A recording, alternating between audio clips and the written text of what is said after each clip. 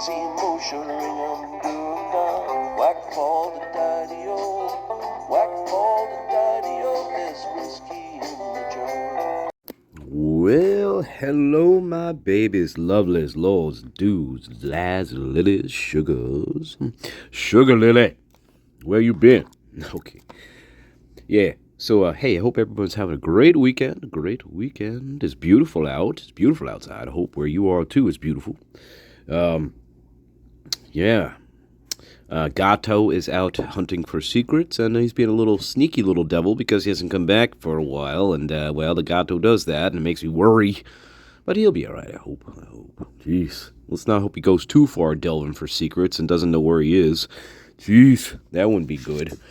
No, it wouldn't. Anyway, so guys, listen. Here's what I decided I'm going to do. All right, I'm starting. I'm gonna start a. Well, how do I put this? I'm designing a brand new course. It's a college level course, okay, and it's 6 weeks. It's a 6 week course, okay, and I'm exclusively offering it to the University of Idaho, okay, and it's called. Here's what it's called. It's called When to Dial 911. Okay, that's what it's called. When to dial. I'm sorry, I forgot to dial. When to call or dial 911. That's the name of the course. It's 6 weeks. Okay. 3 credits. 3 credits. Yeah, 3 credits for 6 weeks, guys.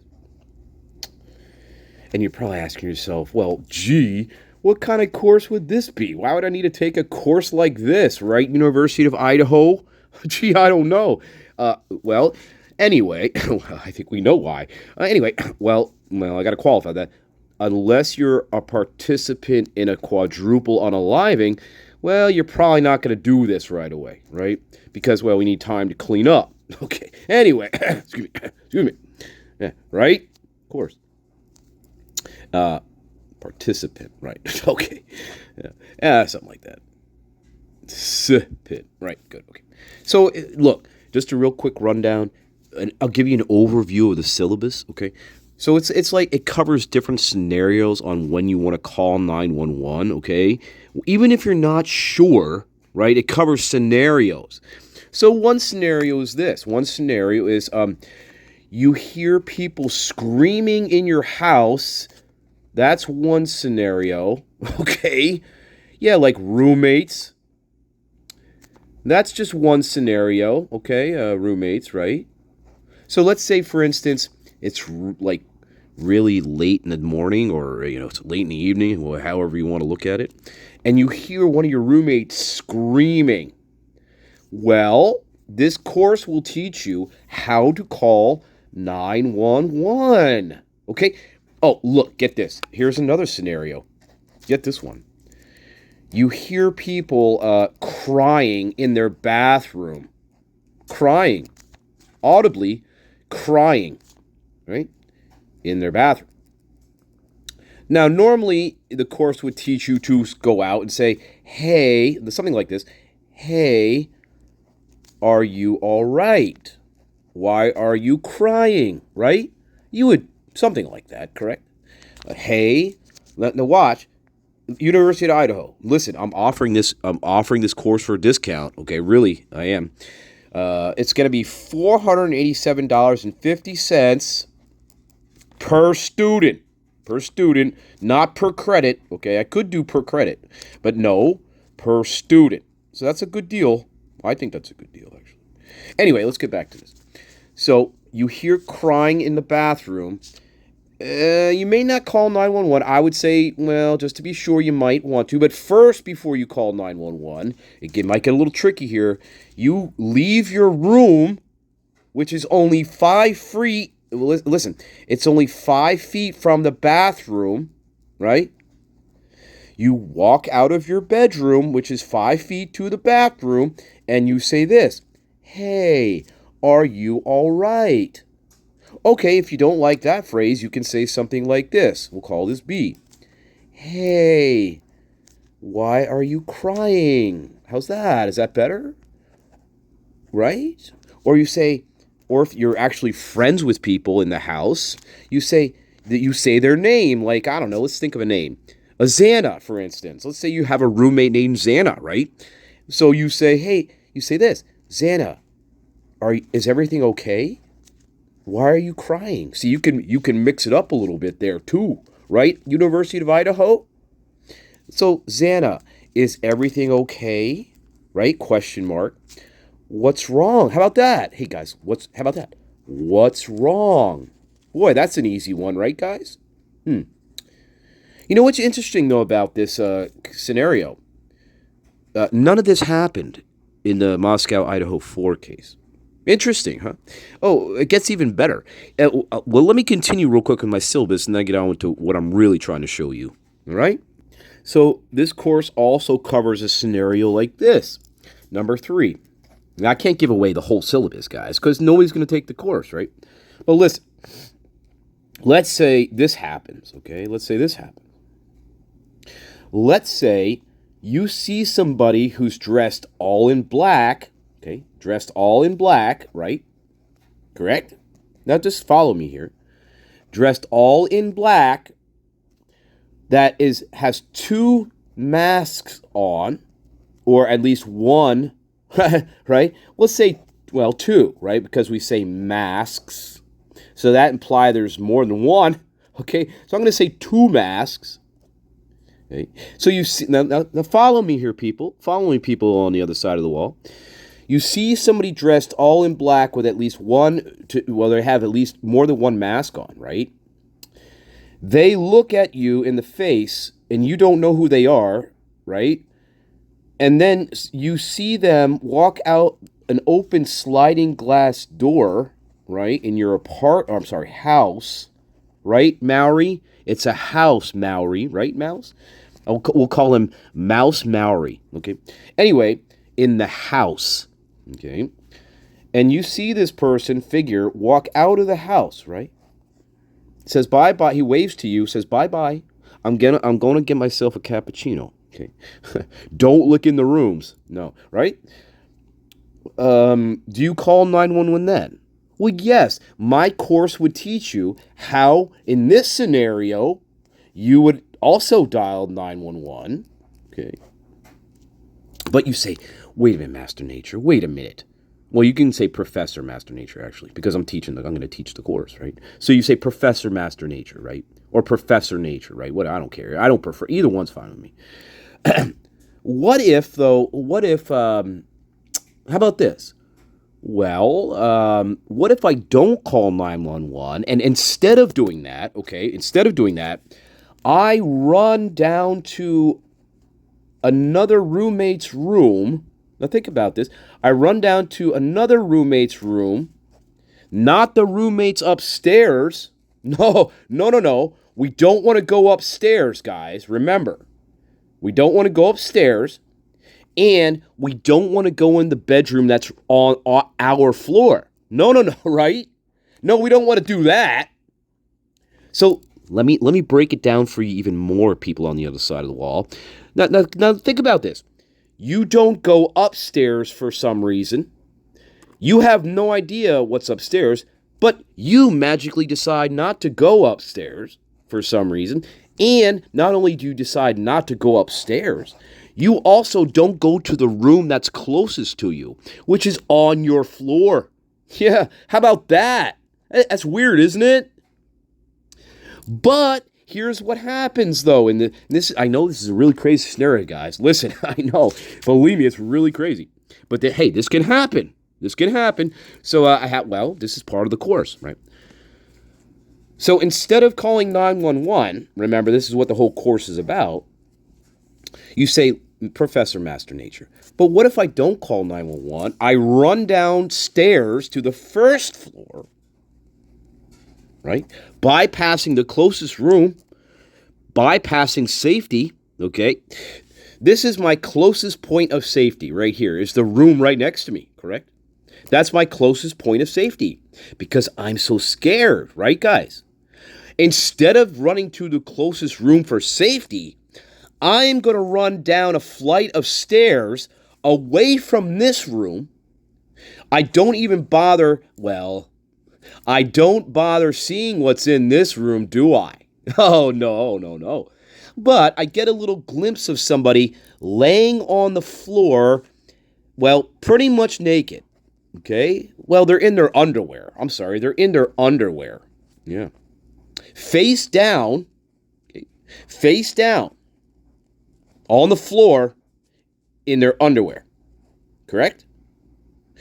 So instead of, saying, hey, you okay? No, no, no. No, wait, I don't got time for that. I have to run down to the first floor where my another roommate just happens to be there. Just happens to be sitting in their room. I guess watching Baby Daddy or something like that, or maybe some other stupid show from 2012, whatever, right? And then instead of listen, again, this is why you need my course, okay? But you don't call 911 then either. No, instead you lock yourself in that room. You lock the door in that room, right? And then do you call 911 once you lock yourself in this room? Well, no. No. Instead, what we do is we wait 8.5 hours. Yeah. Right. Now, when you say, Master Professor Nature, well, when the sun comes up, why wouldn't you call then? I don't know. Well, that's why you need my course. Because my course would teach you why you would call 911 then, right? Yeah. Weird scenario. I know, guys, you'll probably never encounter this scenario. In fact, this is maybe completely fiction. But it's not. This is not fiction at all, is it? This is, look, well, you know this. This is Moscow, Idaho Police Department's official narrative of what happened in this case. And this is the official narrative of Dylan Mortensen. Yeah. Amazing. You know what's amazing about Dylan Mortensen? She must be a psychic too, to know not to go upstairs to the third floor. She must be a psychic. Or to go to the closest room next to her, right? Which is Xana's room. Isn't that amazing how she knows not to do that? I mean, she must be one hell of a psychic. Better than me. And I think I'm pretty good. But she must be one hell of a fucking psychic, guys. Yeah. So anyway, the point of this little segment is, University of Idaho, I am offering this course. It's a 6-week course, 3 credits, $487.50 per student. And all you have to do is reach out to me. My email is in my channel description, and I'll be happy to teach it. I have other scenarios, more beyond this, way beyond this. So anyway, guys, I hope you like that. I hope they take me up on my offer. Actually, hey, I'm willing to partner with you, University of Idaho, and the ARC. Okay, well, you know what? That's actually not true. The ARC actually doesn't need this course. See, people that were associated with the ARC, they already knew how to dial 911. Yeah. Isn't that amazing? Yeah. People who actually have mental, disabilities and are incapacitated, through no fault of their own, right? They actually know how to do this. And let's not even consider this scenario. Just by the simple fact that somebody's screaming in your house, the people that were associated with the ARC, they would know how to call 911. Isn't that amazing? Yeah, and they actually have mental disabilities, Amazing how that is. Anyway, I hope you like that segment. And I hope the University of Idaho takes me up on that offer because it's desperately needed. Anyway, let me get on to what I really wanted to show you. Oh, guys, and the course is going to start in the spring of 2026. In case you guys are wondering, it's starting in the spring of 2026. So let me know. Pass the message on to the University of Idaho. And I'll tell you what, Moscow police should also attend my course. That's going to be a separate kind of section of the course. It's called How to Interrogate a Witness. Okay, that's a separate secret section. Okay, you may have to pay a little bit of extra money for that one. Okay, but hey, I'll be glad to teach it. Okay, yes, and how to write reports correctly, where there's not spelling errors in pretty much every single one of them. All right. Anyway, moving on. We have got a very delicate situation on their hands. Now, we have to be extremely careful. Sam, these men are members of the community. They're not criminals. But, Your Honor, they went out. Sam, I'll tell you the truth. After listening to the arguments, I don't think you have a case against them. Henry, Your Honor, these men went out with no legal right. Sam, you have produced no witnesses. You have produced no evidence. You have not shown me one thing to prove that what happened is any different than what they say. Now, do you have anything else? Do you have anything else to present?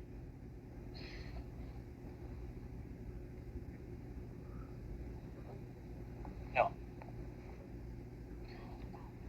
Well, all right. After reviewing the evidence and testimony in this hearing, I find it insufficient to establish probable cause, and I'm ordering the defendants released from custody immediately.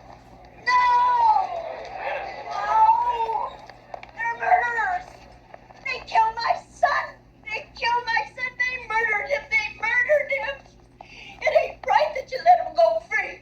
They killed my boy! They killed my Yeah. boy! Interesting parallel, isn't it, guys? Really interesting parallel. Yeah, I'm going to show you this. I have not looked at this. This is going to be a little bit of a, what do we call this? Well, a spark to light a match. No, that's not quite accurate. It's going to burn your blood a little bit. Because it burned my blood, and I haven't even seen it yet, but I can already tell it's going to burn my blood. And this is right after Brian Kohlberger was sentenced to, well, of course, to life in prison. This is a little gloating action, and, well, we're going to tear it apart as best as we can. All right. Good afternoon. My name is Anthony Dollinger, and I am the Chief of Police of the Moscow Police Department. Thank you for joining us. Today marks the conclusion of a case that has profoundly impacted the University of Idaho, the city of Moscow, Sure did. the state of Idaho, and communities nationwide. Today's sentencing of Brian Kohlberger brings the legal process to a close following his conviction for the brutal murders of Kayla Gonsalves, Madison Logan, Xana Kernodle. Hey, real quick, guys. I did a university search for Brett Payne, and he's not listed at all in the directory. So I don't know if he actually works for the university, but yeah, I don't see his name here. Yeah, this is University of Idaho directory, and yeah, employees only, and yeah. So I don't know. I don't know if he actually works for the university or not, because he doesn't show up in their listings. So I don't know, guys. Anyway, let's get back to this. Hey, there you go. Well, there he this is. marks the end of a long and challenging journey Evil in the criminal Santa. justice system. We acknowledge that for the families, friends, and loved ones of these four young people, the grief does not end, because the losses are permanent and the pain remains. That's great. We want to express our deepest gratitude for their strength and resilience during this challenging time. We will honor their loved ones' memories and reaffirm our commitment to ensuring their lives are not forgotten. Okay. Wonderful.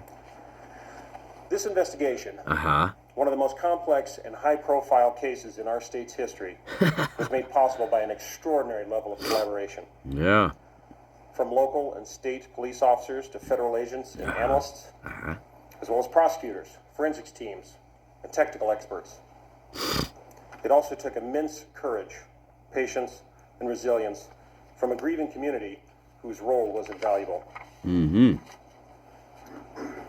From the very beginning of this tragedy, Moscow Police Department and our law enforcement partners never lost sight of the mission. Get the To outsider. bring justice for the victims and their families, and to hold accountable the person who committed these horrible crimes. All right. Like the roommates. Despite the complexity of this case, And the our associates. team never wavered. They never gave up. And we completed the mission. Yeah, you did. During this investigation, You got the I was outsider. fortunate to witness the level of professionalism, expertise, drive, and passion that each member of the investigative team I didn't see that at all. And it was truly I saw terrible interviews. I saw people lying directly to your face, and you didn't do anything. I saw that. awe-inspiring. I saw multiple perpetrators who fit the profile 100 times more than your outsider. I saw that.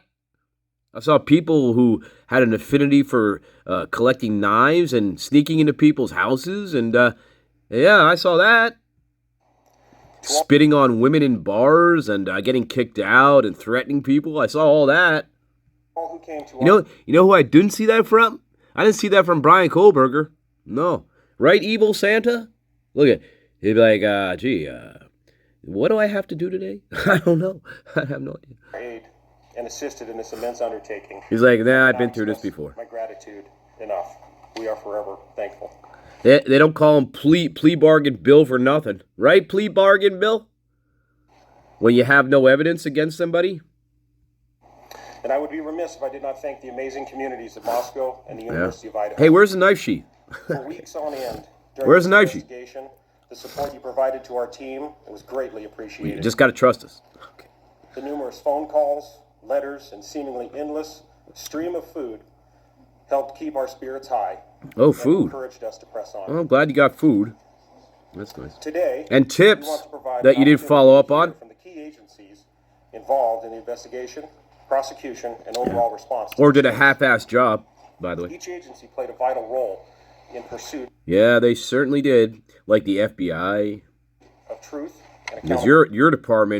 your department again was way over your heads, and yeah, there's no way your little department's gonna find a suspect in 9 days and arrest them. Okay, no, it ain't gonna happen. Okay. I'm sorry. Whoa, sorry. Let me back up. How many days was that? Well, 2 weeks. I'll give you 2 weeks. Let's just say 2 weeks. Further remarks will be provided by the Latah County Prosecutor's Office, Oh, joy. followed by the Idaho State Police, Oh, joy. the Federal Bureau of Investigation, Oh, great. and the Office of the Attorney General. Oh, lovely. Each speaker will provide brief comments, Okay. followed by a limited Q&A session. Oh, wonderful. With that, Can't wait. I can't wait to hear the Q&A session. I'd like to introduce Latah County Prosecutor Bill Thompson. Evil Santa. There he Latah County is. Prosecutor's Hey, come Office. on up there, plea bargain Bill. Look at this guy. He's smug son of a bitch. Welcome, everybody. Yeah. It's been a long time since we've been able to stand in the same room together, and you have to listen to me talk. I'm sorry. I would have loved to hear you talk at the trial and commit a complete idiot out of yourself. Yeah. First off, Yeah. I want to thank the folks here in Ada County. Mm-hmm. I can tell you I would much prefer to be in Latah County right now Why is that? and be able to talk to the people most directly impacted by this. Like? But Ada County has been a phenomenal support and protector for the integrity of this case, and I just want to send that shout out right now. Oh, God. So today, Uh-huh. you were all, I think, listening in, either in person or with the live stream. We have reached the conclusion of the judicial process, So far. and we believe we've achieved accountability and finality and certainty for everyone who is Okay, great. So release all the documents that are sealed. Release them all, so we can draw our own conclusion, and we can connect the dots. Yet we still have not got that, and yet there's still no evidence that says, well, A, Brian Kohlberger was in that house. B, that was Brian Kohlberger driving that car. C, where's the knife sheath? D, how did you get the DNA evidence? E, why didn't you follow up on the blood DNA evidence that you had that didn't fit Brian Kohlberger? Like that kind of stuff. suffered Yeah. from this, so we can try to move on. Like that kind of finality, right? Right. As you are aware, Mr. Koberger pleaded guilty to all 5 counts of the indictment. He pleaded guilty as charged. Mm-hmm. There was no plea bargain to change charges, drop charges. He pleaded guilty straight up. I know. And he admitted under oath to Judge Hippler The the vampire. allegations are true. Uh-huh. Yeah, still bizarre to this day. Right before trial. He has also received a life and death sentence. and that he is going into the Department of Corrections custody and he will remain there until he dies. And our communities are protected from him. Our communities are safe. But what about Little G? What about the frat boys, the psychos? What about Dylan Mortensen, who spearheaded this whole thing, and well, along with Bethany Funk? From him. What about that? And we have finality and conclusion, not just for the families, but for everyone who suffered because of this. I think the families would beg to differ. Some of them talked about the extraordinary teamwork on this case. And I can tell you that Ashley Jennings, my senior deputy, and I. Oh, Ashley, where are you? We were with the I don't know where you are. I can see your face. Oh my God, she's there somewhere, guys. As a team, Ashley, where are you? Oh my God. Almost 33 years. Where's my gold, Skelly? And 45 years as an attorney in Idaho. This level of collaboration. All right, guys. All right, hang on, guys. Hang on. I don't know. I think it's just going to be more of that. Maybe I should just skip to the Q&A and see if there's any hard questions that are asked. I think I want to do that. I don't want to hear 30, 40 minutes of them patting themselves on the back for not doing a real investigation. I want to hear the Q&A session. Let me fast forward to the Q&A session, and let's see if there's any actually hard questions that are going to be asked here. Okay, hang on. From the very beginning, your department was saying this was a targeted attack. Can you now say who was the target and what's your evidence to show that? I'll turn that question over to the investigators. Yeah, I want to hear it. Who is the target? Go ahead. Who's this? Well, I think Darren and I have. Oh, Darren. Is that Gilbert's? Suggest that there was a reason that this particular house was chosen. Okay, what was the reason? That reason is we don't know. We don't know who the target was, and we're not going to. Well, that's hard-hitting evidence there, guys. Hey, hang on. Now, maybe I should incorporate this into my new course that's coming out. It's called "We Don't Have Any Evidence, So You Don't Have a Case." But hang on, no, let me back up. The question is, here's the question. Was this a targeted attack? Right?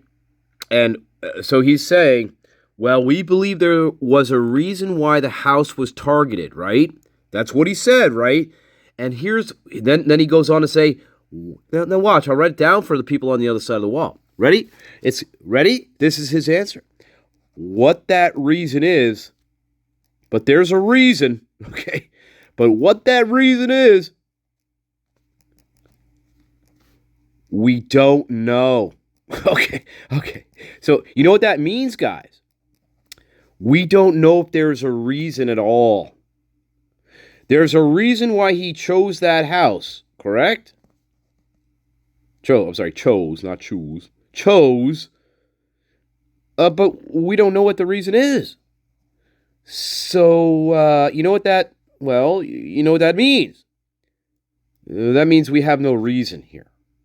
At all. In fact, it makes absolutely no sense why someone would choose this house at all. No reason whatsoever to be the answer to this question is there is no. Now again, if this was a real investigation, okay, the answer to this question is the perpetrators. Well, let me back up. The lone wolf scenario doesn't make any sense for multiple reasons, and one of the reasons is you're not going to choose this house, okay, because it's next to, 75 other houses with, 400 people, okay? Oh, and there's also, 7 cars in the parking lot just at this house alone, not to mention the hundreds of other cars in the surrounding apartments. So the answer to this question is there's no reason to choose this house at all. Unless, and here's the crux of the biscuit, okay? The crux of the biscuit is this. Unless you know the house, you know who lives in that house, and you also live in that house. That's the only reason. And again, people on the other side of the wall, they don't want to face reality. Because again, somebody who is looking to unalive people, okay, they are not going to choose a house that is the Roman Colosseum. You know what I mean? They're not going to choose a house. We already know this. My garden knows this. That is surrounded. I mean, have you seen? Well, we seen the house. Have you seen how many other houses and apartments are around there? A shit ton, with hundreds of cars and hundreds of potential fucking witnesses. Oh, and there could be hundreds of cameras just watching you walk into the house. But magically, Brian Kohlberger seems to know all of this information. No, it doesn't work. Logically, reasonably, orderly. This is, again, you're not going to choose this house. If you want to unalive people to see what it feels like, you are going to pick you're going to pick Little House on the fucking Prairie is what you're going to pick. You're going to pick Little House on the Prairie. Okay? Yes, my garden knows this. You're going to pick a house so far out of the way where there's zero people around, right, to see you, okay, potentially see you. No cameras, okay? That's the house you're going to pick. You're going to pick Little House on the fucking Prairie is what you're going to pick. And I can't believe police, and I'm curious about what other police think about this case. You know, other police who have experience dealing with murders such as this, cases kind of approaching this magnitude, what they think about this. I really would like to know the answer, because you're not going to pick this house unless you fulfill these conditions, which in this case, these conditions happen to be fulfilled. Actually, yeah, that comes through because of Dylan's multiple lies and Bethany's lies. Their stories don't line up together. In fact, their stories don't make any sense whatsoever at all. Okay? So yeah, there are two suspects right there. The only thing you got to do to figure out here with that is, who are they protecting? Who is Dylan and Bethany the Hobbit? Who are they protecting? That's all you have to figure out, really, here. That's essentially it. And if this was a real investigation and interrogation, they would have cracked. Dylan would have taken a little longer because Dylan's more adept at lying. Bethany, I feel, would have cracked pretty soon. I think she would have cracked pretty easily. You know, she presents as a little girl, but I feel she would have cracked, certainly. And I think that's another reason why she never wanted to go back to Idaho. Because she knows she's scared, and she knows what happened, and she knows she's a part of it, and she knows who the other people involved are. So she would have cracked, big time she would have cracked, if this was a real investigation. Dylan would have taken a little longer. Because Dylan is adept at lying to people. That's her history, and that's her nature. Dylan is good at lying, sometimes, but she's also good at, again, what's one of Dylan's major strengths? She's good at misleading people. Dylan is very good at misleading people. And remember the other themes in this. She's also very good at downplaying situations. Yes. So, let's carry on. Yeah, and he also says, and we're not going to speculate on that up here today. Well, then why the fuck are you taking questions? Right? Look at this dwarf. That's a dwarf. Hey, we got a hobbit and a dwarf here. And then, well, we got the toe the line, we got the cop that toes the line here. Well, yeah, whatever. We got a dwarf, though.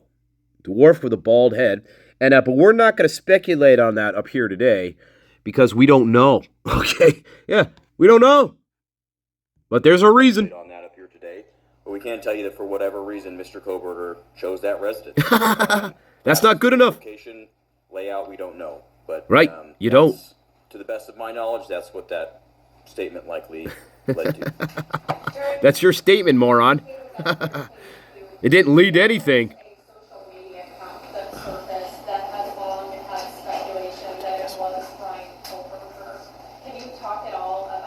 Papa Roger. Right. Right. There was no connection. No connection. Right. We looked into every bit of it. Yes, you We dived did. into it. We researched it. Uh-huh. It was not. No. It was not. No, it was not. Cut that. See, there you go, guys. Papa Roger was not Brian Kohlberger. They looked into it.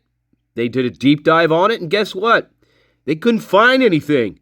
In fact, they couldn't find anything at all in his social media. Yeah, keep going. Is it possible that there was a second murder weapon used, not just the knife? Yeah. Go ahead. Well. Possible. It shouldn't be that. Look, it shouldn't be that hard to answer, right? Hey, listen, what did Evil Santa say, or what did Dollinger want to say? We want to be as transparent as possible, right? But they can't even figure out if they want to say if there's a second murder weapon involved or not. Look at he's stumbling over his words. He's not sure how to answer that. Oh, I love Moscow, Idaho. All the evidence shows and tells us that he used a knife, a K-bar knife, and that's the weapon we believe was used to commit all the murders. Well, okay, then release the autopsy photos. Release the photos. Okay, release the full autopsy reports. Okay, yeah, go ahead, release all of that so we can determine for ourselves. We can't just take your word for it, morons. You've been lying this whole time. Yeah, go ahead. It sounded like the Gonzalez family said that there was a second weapon that was used on Kaylee Gonzalez. Can you confirm or deny that? Well, Out of respect for the families, that's something that you'll have to get from them. If they wish to share that with you, it'd probably be through them, not through us. Oh. And one more question. You said that it seemed like he chose that house. There's no clues as to why he chose that house? No. You know, after working in Moscow for several years as Chief Dollinger, that area is frequented by many people at Right. hours of the night when college is in session. That's correct. So what Darren and I have surmised is that perhaps it's the old hiding in plain sight. There's lots of vehicles around at all hours. Right. It's not isolated where you'd be noticed. No. That's where that comment comes from. And you know what? That makes no sense then. Why you would choose that house? Isn't that correct? Again, guys, these are the dumbest police officers I've ever seen in my life. And again, if there's any police officers out there who actually have experience working this type of case, I really want to know what you think about this. I really do. Because it makes no sense. Why would you willingly try to get caught? Okay? I don't know. It does. And no, it doesn't make sense. And It doesn't? If you were in that neighborhood at all, it's a very complicated neighborhood. Uh-huh. It's very closed in. Yeah. But at the same time... Yeah, you know what we call that on this channel? We call it an amphitheater. From college kids to adults that live there. People that Yeah. have full-time jobs, Yeah. part-time jobs. Right. So anyone There's tons of people. That's correct. of us could And guess what? There's tons of potential cameras. Yeah. come and go and fit Yeah. in there. And come and go could potentially see you. That's correct. So, See, that's the part they're leaving out here, guys. Yeah. So why would you choose that house is the question again. And they can't answer the question, guys. See, this is another reason why this should have went to trial. They can't even answer this one simple question. Why did Brian Kohlberger choose this house? And you can't answer it. And just saying, well, he did, and we don't know why. Well, guess what? That's not evidence, okay? D.A. Thompson, during the plea hearing and then again today, it seemed like your voice quivered a bit when you were... Oh, you quivered. Evil Santa. The victims' names and just wondering about the emotional toll. Oh, God. This is a gimme question. Yeah, you're right. My voice was quivering. Y'all were in there. There was a lot of powerful emotion. Y'all were in there. The losses are almost indescribable. And maybe my filters aren't as good as they might have been 45 years ago when I started in this business. Dirty business, I Santa. think you also saw that even Judge Hitler was affected and impacted by this. There is no easy way to remain stiff-lipped and dry-eyed through this kind of tragedy. There just simply isn't. I'm sure you're not aware of this yet, but there was a photograph, or they zoomed in on a picture that Brian Kohlberger had on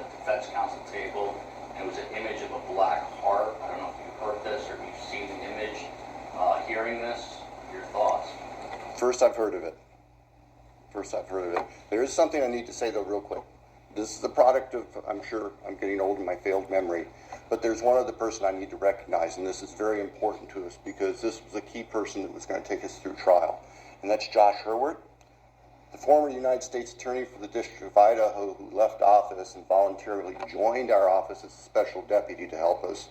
My apologies for the oversight, as I wasn't reading my notes correctly. Why do you need to bring him in if your case is so ironclad? Why would you need to bring in a retired, whatever he is? Why would you need that? If your case was so ironclad shut, now you have to bring in this guy. Yeah. Again, we know this is a crock of shit. But thank you for that little interview. And the question should be, well, why did you need to bring him in to this investigation or your case? Why? If you had all this evidence, why did you need him? Right? That would be the question. Chief, yes. I guess my question is for Mr. Thompson, who's still up there. It's not going to be the long time.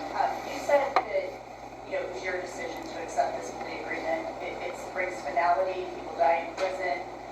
But Corporal Payne just said they don't know who the target was and why he targeted this house. That's right. Is there a reason why it's part of the plea agreement? I'm sorry, that was. I guess that was Brett Payne, the little dwarf. Require Ann Taylor to have her clients sit down with you all and to answer some of these questions? I think that Judge Hippler addressed that today very, very well. Of course, Judge Hippler addresses everything very well, we found. Oh, yeah, sure he does. Yeah, especially when he sides with everything that you're saying. Of course. Yeah. That's called not being a judge. Okay. The law does not give the court or us the power to require a specific factual allocution. And just let me finish. And we recognize that. We recognize that. But you didn't even ask for it. Said, well, in order for us to move forward, we want a factual allocution. But I have to be perfectly candid. Mm-hmm. I don't believe that there is anything that would come out of his mouth that would be the truth. I don't believe that there's anything that would you come don't know out that. of his mouth that would be anything other than self. You don't know that. And I don't believe there's anything that would come out of his mouth that would not further victimize. You don't know that. families. You don't know that. And so that just simply wasn't a factor. You don't know that. You don't know that. And what you should say is we didn't even bother to try. Now he's just making excuses now for why they didn't do that. We made our decision based on our assessment of law and the facts. There were what facts? We made our decision based on being able to obtain accountability and certainty. And potential threats. Right, I get it. For the state. And that's where our obligations go. Yeah. In the end, the old Harry Truman thing, the buck stops on my desk. Oh, God. That's what I got when I was elected prosecutor. Oh, my God, you were nowhere near Harry Truman. Holy fuck, don't even compare yourself to him. 3 years ago.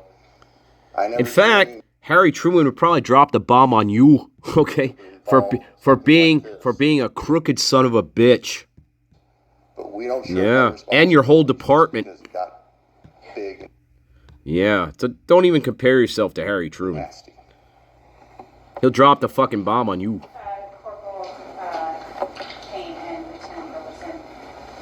Oh, Corporal Payne, where are you? Corporal Payne, that the chief of family told me that you called them every night during that nearly 7-week manhunt, even though you didn't have to. And I just think that goes to show there's some truth in this. So, that being said, I'm curious as to where you think or believe the murder weapon is, where you think or believe the clothes are. Yeah, I know where they are. We sent them back to Dylan Mortensen by mistake. We did. Well, I can just tell you, and forgive us if we go back and forth. It's just kind of how we roll. There is no evidence that we found that would lead us to any specific, even general location as to where the murder weapon. That's no evidence whatsoever. That's interesting. Or the clothes have been. Yeah. We searched. I mean, Yeah. The FBI again to their. And guess what? You found knives, and you disregarded them. What else did you find that you disregarded? Oh yeah, Maddie's big black coat that she was wearing the night that she was unalive. You threw that back in the bushes. To their credit, we had folks doing soil samples and so all sorts of things. Oh, soil samples. Oh yeah, I remember the soil samples. Remember, you can't compare old dirt against old dirt. Okay, moron. Okay, especially old dirt that spans, I don't know, 7 states. Okay, bye-bye. To start searching for these things, and we just You're an idiot. As far as the forensics piece, I'll let Darren speak to Yeah, that. and on the weapon, it wasn't a lack of trying. You know, everywhere that we had evidence of where he went, based upon phone records, based upon the evidence that we had gathered, we searched that. We went there. We did searches on the ground, in the water. We did searches. We sent soil samples to try to figure out maybe where a shovel had been used. That plastic shovel. We searched everywhere that we possibly could, but the reality is we're looking for a singular small, it's not that small, but K-bar knife, and that's it. So it's endless of where it could have been, and we just were not able to find it. So. Yeah, what about the clothes? He probably burned them, right? In a murder scene where we now know Cameron's office was stabbed 34 times and then another victim was stabbed more than that. Right. Yeah, right. So Uh-huh. the reality is that somebody can carry this out and still not get covered in blood.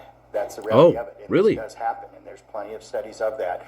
And we've had some of the world's experts that we've asked those same questions because we've struggled with that. Why do we not find more here and there? I don't know. And the reality was, if somebody has the training, if somebody has thought about it, if somebody wears the right type of clothing, that could be the outcome. And that's what we were left with. But again, he's okay.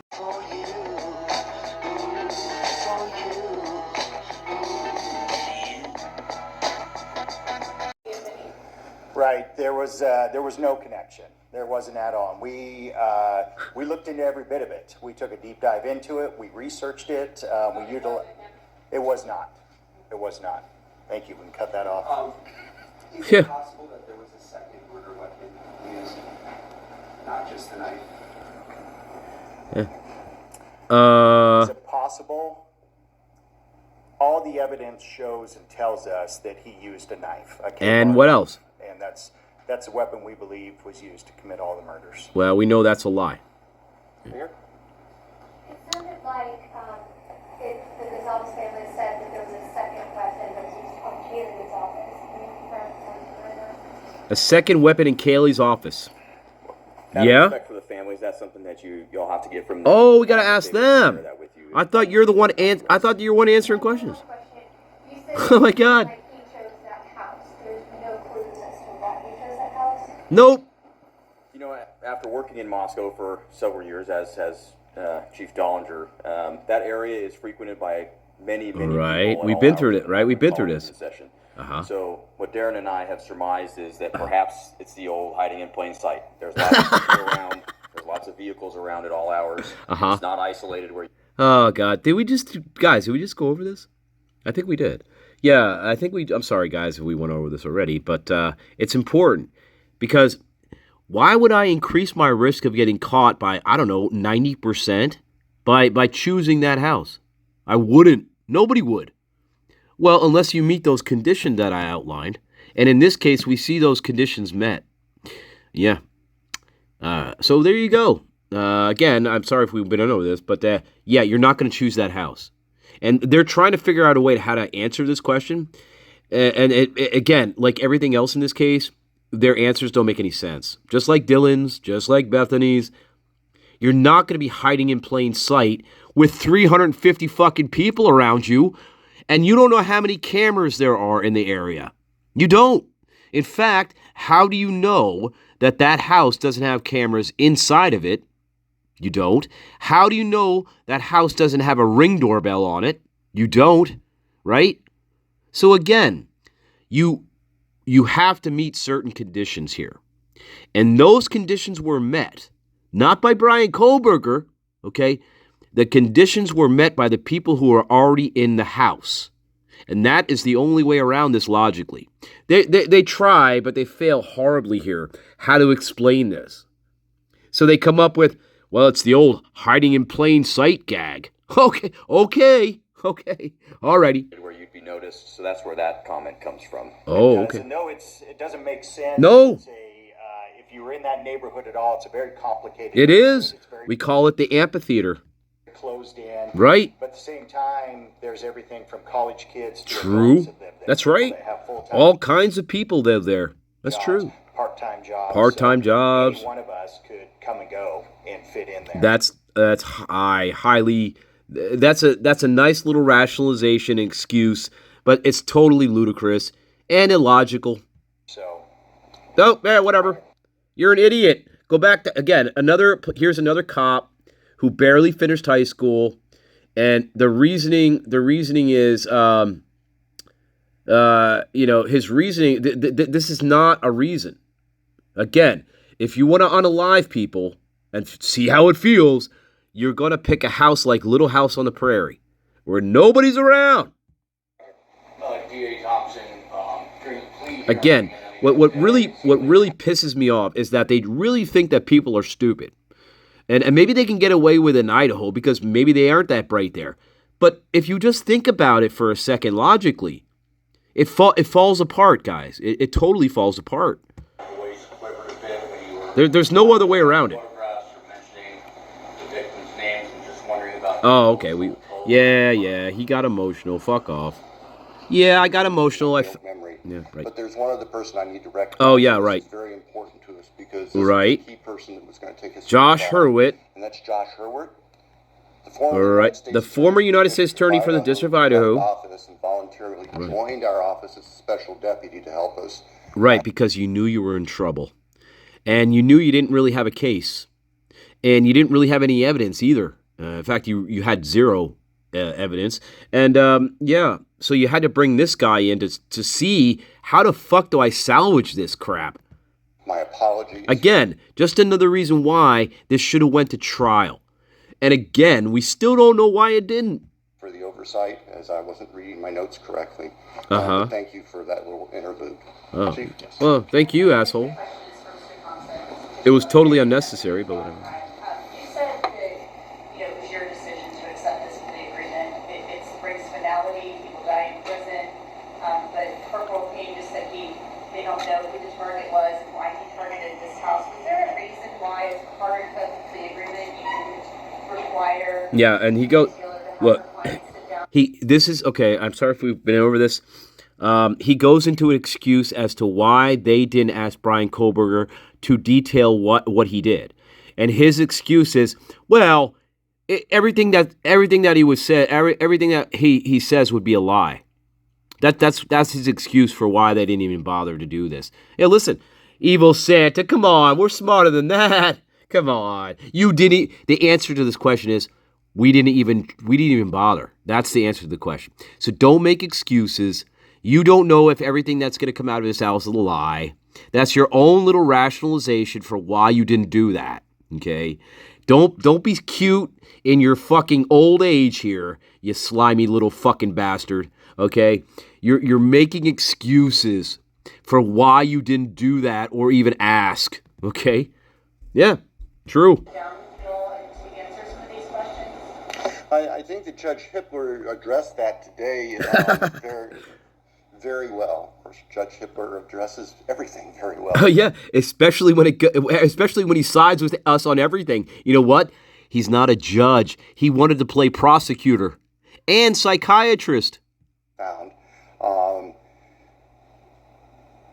the law and a couple other things that he shouldn't have been trying to play. Does not give the court or us the power to require a specific factual allocution. And just let me finish.